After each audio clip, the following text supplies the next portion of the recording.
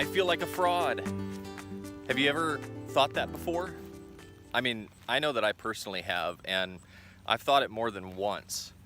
But did you know that there's a study that shows that 80% of people feel that at some point in their life? Not only that, but it's normally more prominent in people that are leaders, that are initiators, that are challenging the edge of where they're personally at. The interesting thing with feeling like a fraud is it's actually a good thing if you're feeling that at times. Now, I'm not talking about people that are intentionally taking advantage of people. Yes, that's fraud. You should feel like a fraud. I'm talking about people that have a good heart, good intentions, that are really trying to grow, and yet in their environment, they feel like a fraud.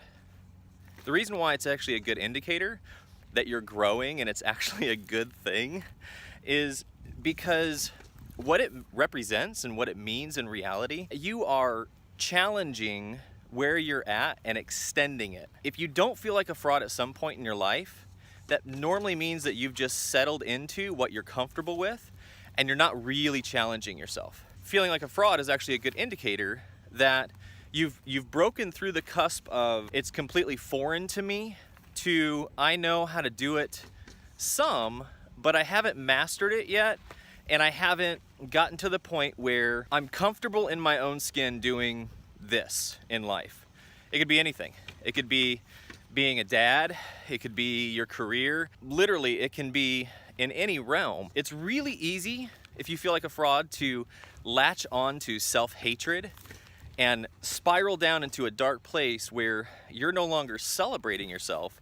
You are overly consumed in an unhealthy way about that emotion of feeling like a fraud. If you see it for what it is, if you see it as actually a good thing, then you're able to not dismiss it, ignore it, or throw it away, but you're able to acknowledge it and keep moving forward.